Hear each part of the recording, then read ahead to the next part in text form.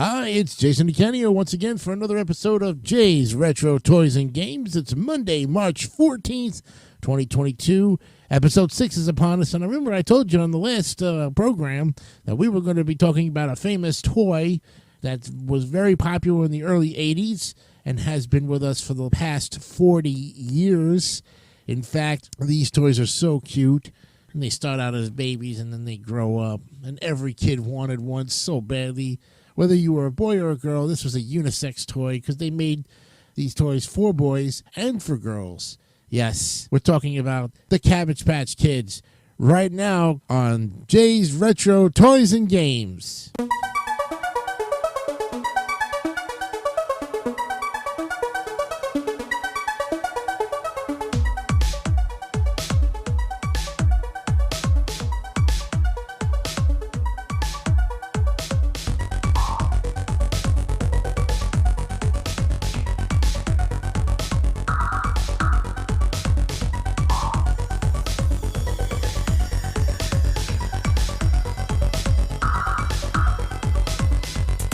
Alrighty, we welcome you to the show tonight.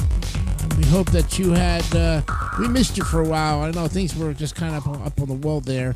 We had some important business we had to take care of, but we're back and we're ready to start another week of Retro Toys and Games. And today is one of those toys that just seems to be around us and we never forget it, but we never knew where it came from. We're talking about the Cabbage Patch Kids tonight on the show. On episode 6, so let's delve right into it because we got a lot to cover. Yes, the Cabbage Patch Kids are a line of one-of-a-kind cloth dolls with plastic heads first produced by Coleco Industries in 1982. Yes, the same people who made ColecoVision. They were inspired by the Little People soft sculptured dolls sold by Xavier Roberts as collectibles and registered in the United States Copyright Office in 1978 as the Little People. The brand was renamed Cabbage Patch Kids by Roger L. Schleifer when he acquired the exclusive worldwide licensing rights in 1982. The new doll brand set every toy industry sales record for 3 years running and was one of the most popular lines of children's licensed products in the 1980s and has become one of the longest-running doll franchises in the United States.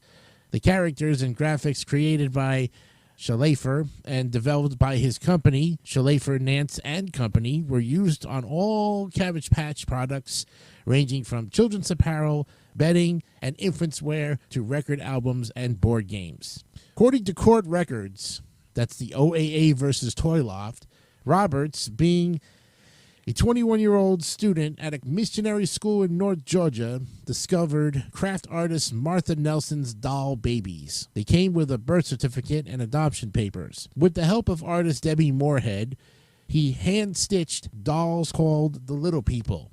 Roberts was very cleverly modified the look of Nelson's dolls, birth certificate, and adoption papers sufficiently to get a copyright and told potential customers his Little People weren't for sale, but could be adopted for prices ranging from $60 to as much as $1,000. The Little People were first sold at arts and crafts shows, then later at Babyland General Hospital, which is an old medical clinic that Roberts and his friends turned employees converted into a toy store in Cleveland, Georgia. In 1981, at the height of Roberts' success, he was approached by Atlanta designer and licensing agent Roger L. Schleifer about licensing Little People. But since Schleifer thought the name was mundane and Fisher-Price owned it for the toy category, he invented Cabbage Patch Kids. His goal was to build the first and largest mass-market children's brand in history. In order to attract potential doll manufacturers and to create the entertainment and publishing businesses he envisioned, Schleifer and his partner, wife wrote the Legend of the Cabbage Patch Kids.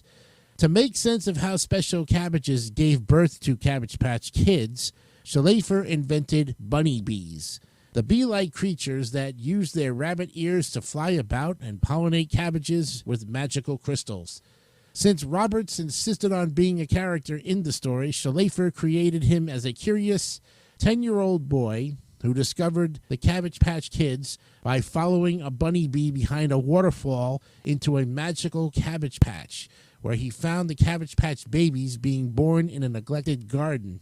To save them from being abducted to work in the gold mines operated by the villainous Lavender McDade and her two cohorts in crime, Cabbage Jack and Bo Weasel, young Roberts tried to save them by finding loving parents who would adopt them and keep them safe in their homes. Well, in 1982, Coleco's design team, headed by famed doll designer Judy Albert, devised an industry-first, one-of-a-kind plastic-headed Cabbage Patch dolls with cuter features, softer bodies, and a normal toddler's proportions instead of the morbidly obese bodies on Robert's originals. It was those comparatively inexpensive 18 to 28 dolls, branded in packaging designed by Schaefer and produced in Coleco's factories in China, that the public went crazy over. They rioted to get their hands on one in stores across North America. The consumer response was so great, Coleco canceled all of its advertising as they tried to keep up with demand, shipping a doll industry record $3.2 million.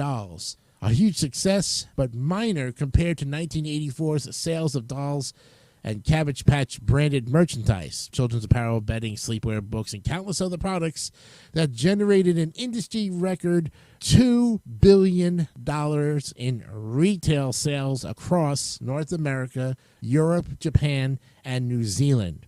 Coleco's sales continued to climb right through 1986 when they reportedly overshipped and lost ground in a bigger legal battle with Schaefer and Roberts over his introduction of fur-skin bears, a collection of hillbilly bears that competed with the Cabbage Patch dolls. Coleco's sales plummeted from over $800 million in 1986 to nothing in 1988 when, after a number of questionable acquisitions and after paying Roberts a reported fortune for an extension to their CPK contract, the company subsequently went out of business. So after convincing Roberts of the need to change the doll's name to Cabbage Patch Kids, Schaefer contacted all the major doll companies in the country. But with one small exception, they all turned him down, saying the look of Little People was too ugly to sell on the mass market. However, because of Schaefer's persistence, he found Coleco, then famous for its success with electronic toys, and sold them on being his master toy licensee, for which he negotiated a record-setting advertising guarantee. At the peak of their popularity between 1983 and 1986, the dolls were a must-have toy for Christmas. Cabbage Patch riots occurred as parents literally fought to obtain the dolls for children. In later years, Coleco introduced variants on the original Cabbage Patch Kids, and derivatives of the original line of dolls continued to be marketed.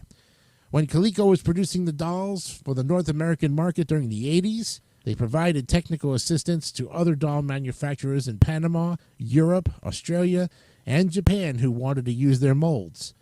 Hasbro took over the rights to produce Cabbage Patch dolls in 1988 after Coleco filed for Chapter 11 bankruptcy, and continued to make the dolls with various gimmicks, including dolls that played kazoos. Some of the more popular doll lines to come out under the Cabbage Patch Kids name included the Birthday Kids, Splash and Tan Kids, and Pretty Crimp and Curl. Hasbro produced a 10th anniversary doll reintroducing Schaefer's original packaging, a practice that other CPK doll manufacturers would do to give sales a boost on various anniversaries. Hasbro gradually began making the dolls for younger children, which led to smaller and smaller dolls. Although Cabbage Patch dolls were still best-selling toys, the range was clearly over, or the rage was, and with no TV or movie presence, there was seemingly no way to significantly revive them. Then in 1994, Mattel acquired the licensing rights to the dolls from Original Appalachian Artworks. Their first Cabbage Patch dolls hit the stores in 1995. The Mattel Cabbage Patch dolls were not limited to cloth bodies and included dolls made from vinyl, resulting in a more durable play doll. The Mattel dolls are mostly sized 14 inches or smaller, and most variants were individualized with a gimmick to enhance their collectability. For example, some dolls played on water toys, swam, ate food, or brushed their teeth. Some memorable Mattel lines include the updated Kids line of basic cloth dolls that came with birth certificates. the Olympa Kids that were made to coincide with the 1996 Olympics, and the Cabbage Patch Fairies. Now, additionally, to celebrate the doll's 15th anniversary, Mattel created a line of exclusively female dolls with reproduction face molds, dressed in a reproduction dresses reminiscent of the original line and packaged in retro-style box. These were 16 inches tall, the same measurement of the first Coleco Cabbage Patch Kids. Then in 2001, with Mattel's sales stalling, a former Coleco marketing whiz, Al Kahn, acquired original Appalachian's licensing rights and sold retailer Toys R Us on producing 20-inch kids dolls and 18-inch baby dolls, both with cloth bodies and vinyl heads. They were packaged in cardboard cabbage leaf seats. And then in 2001, the 20-inch dolls debuted in the Times Square flagship store. They were created to celebrate the 20th anniversary of the line and were available both online and in stores around the U.S. Expensive and too cumbersome for most young children to play with, they didn't last long at the high-volume retailer. The Toys R Us line lasted until Play-Along Toys obtained exclusive licensing rights to produce the Cabbage Patch Kids doll line. Then in 2003, again using Schlafer's original packaging, Play-Along launched the Cabbage Patch Kids 25th Anniversary Collection using some of the original head sculpts from the very first Coleco editions. Play-Along also partnered with Carvel Ice Cream in a co-branding campaign. The resulting co-branded Cabbage Patch Kids were packaged with a Carvel-branded ice cream cone. Jakks Pacific acquired Play-Along Toys and assumed the master toy licensee for the Cabbage Patch Kids. Jakks introduced a 14-inch Cabbage Patch Kids Fashionality line and other Cabbage Patch Kids products. Then in 2013, Jakks Pacific released the Celebration Edition to commemorate the 30th birthday of the licensed Cabbage Patch Kids. Wicked Cool Toys is the current master toy licensee for Cabbage Patch Kids. In this line, WCT released new editions like Little Sprouts, a toy line of tiny collectible dolls, and Adoptimals, plush pets who interact with the kids.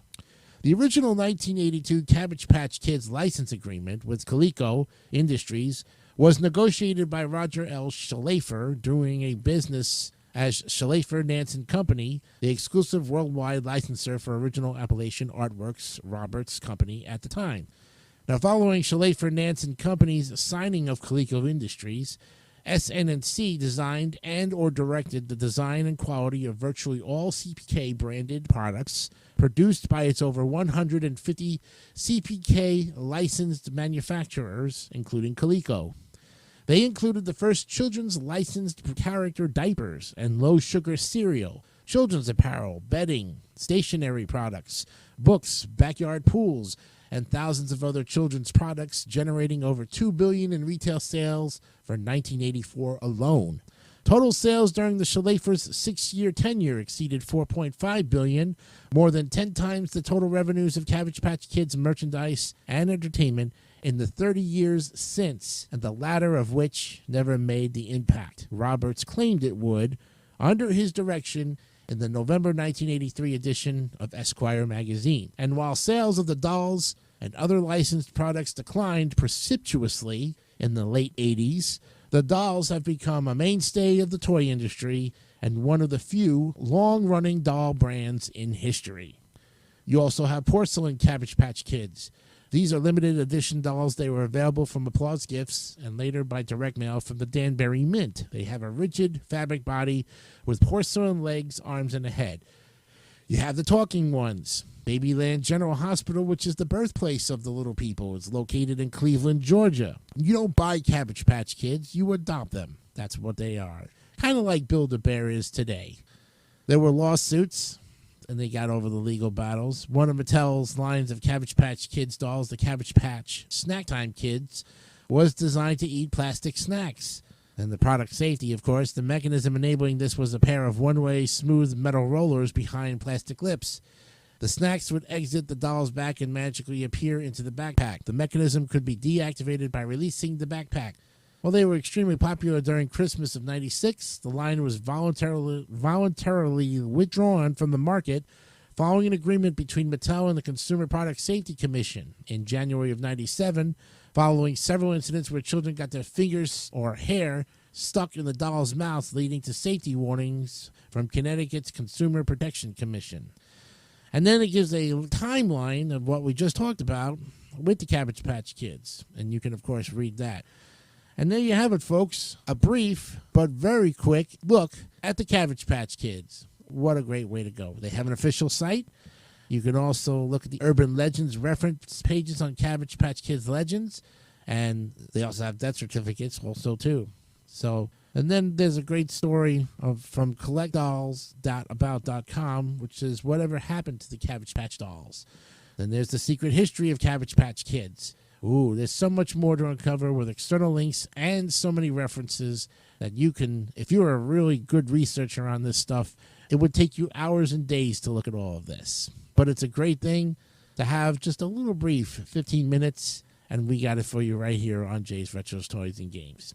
Coming up on Wednesday's edition, Episode 7 is going to look at a game that has really spanned the test of time. In fact, it is one of the best real estate games and has so many versions. But we'll look at the original game of Monopoly. That's all coming up on Wednesday's edition of Episode 7 of Jay's Retro Toys and Games. I'm Jason DeCanio, hoping you had a great time with this one. We will see you on Wednesday. Remember, be honest, be real, and keep it simple, stupid. Yes. We'll see you on Wednesday. Bye-bye.